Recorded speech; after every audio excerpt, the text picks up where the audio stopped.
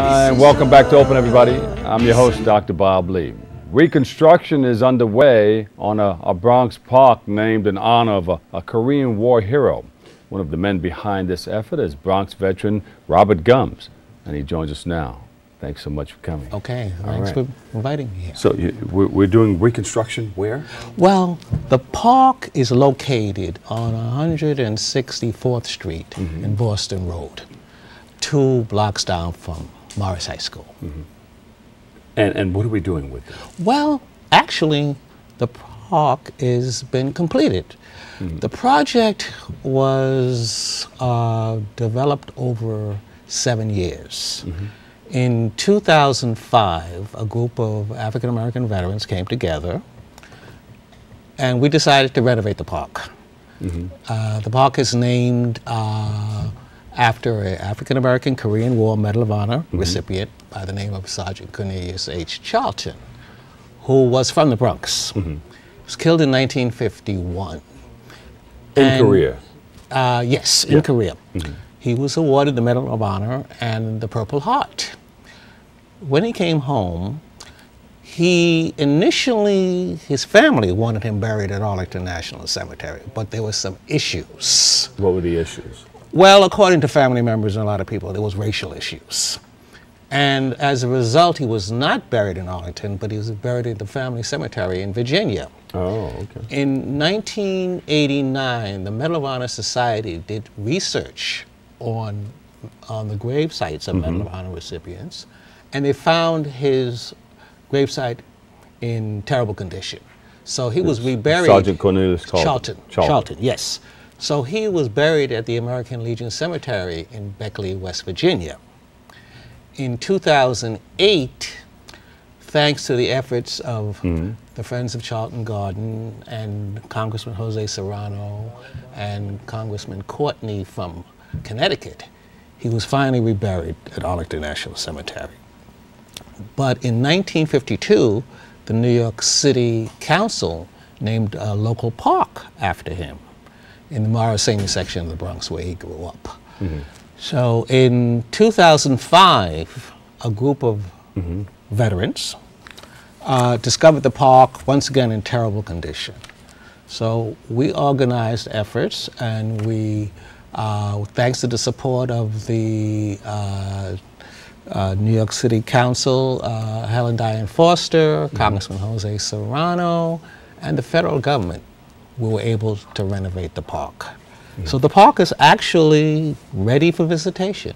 It had a ribbon cutting ceremony in 2005. How did you get involved in it? I got involved through meeting a gentleman, a Korean War Medal of Honor veteran by the name of Leroy Archibald. He's also a community activist, been very involved in the Bronx. Charlie Rangel's a Korean War veteran. Exactly, also. yes. Congressman Rangel. Right. Yeah. So through a project also that I'm involved with called the Bronx African American History Project, I met Leroy Archibald, and he made me aware that there was a park named after an African American Medal of Honor recipient that I knew nothing about. Wow. Yeah. I grew up in the Bronx, in fact, not too far from where the park was located.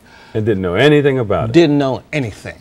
So what piqued your interest? Well, decided to visit the location, and I was really depressed at the condition of the park. So what was wrong with it? Well, it had been in disrepair.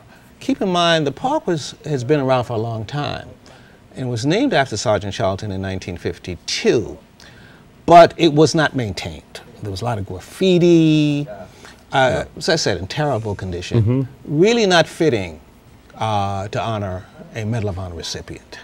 So became very involved and decided to join forces and see to it that it was renovated.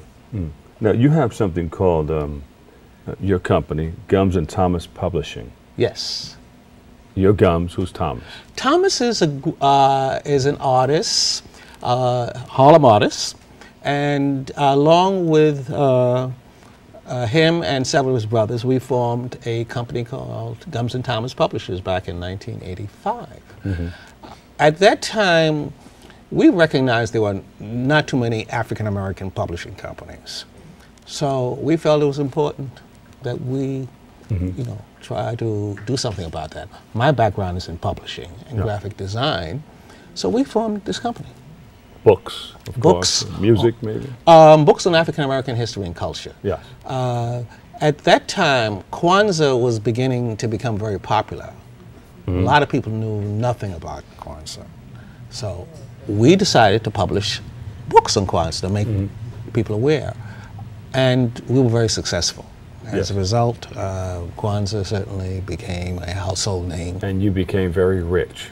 Not rich, unfortunately not, no. But that was not the objective. Yes, the objective was, you know, to create material to inform people about what the holiday was. How important is it to remember veterans, particularly since you're into history and everything, veterans who went into war around 9/11 or after 9/11? Oh, it's very important. Keep in mind that this country,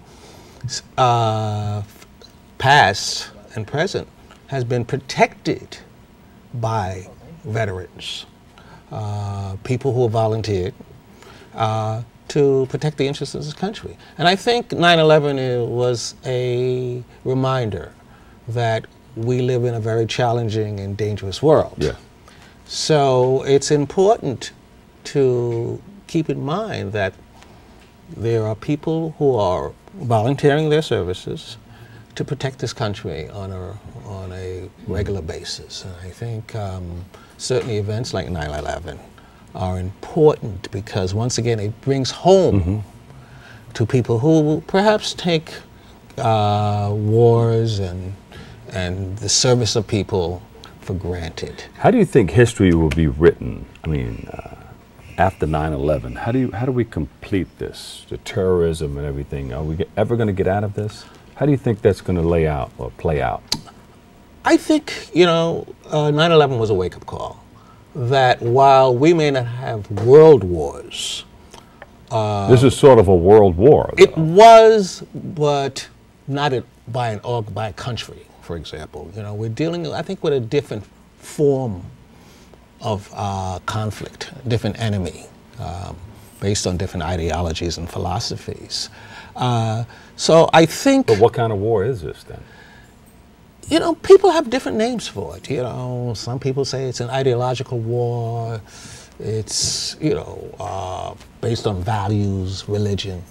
I think this perhaps is a signal for what's to come.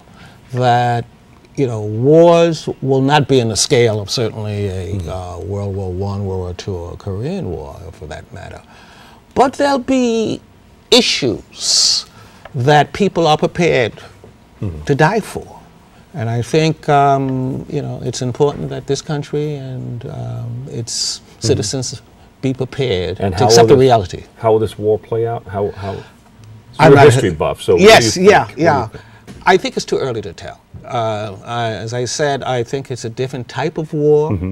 It's not country against country, army against army. Pretty much ideological. Okay. And finally, how do people get involved in what you're doing, or find out more information? Maybe friends of Charlton Garden? Yes. Well, first of all, I invite people to visit the park. It's called Charlton Thompson Garden, and there's a little story behind the sergeant. That. Yes, because as I said, in 1951, it was named after Sergeant Cornelius Charlton. But we also became aware that there was another African-American Medal of Honor recipient from the Bronx. So we were able to have the park changed, the name changed to reflect his service as well. So it's called Charlton Thompson Garden. There you go. All right. Thank you so much, Okay. Mr. Gumbs in the house. Thank you. Always come. You're always welcome. We're going to learn some more of the history. You know, just lay the history on us. All right, we got to take another break, but up next, author Sylvia Montero. She's going to share the secrets to success business. That's coming up right after this. Right here on Open.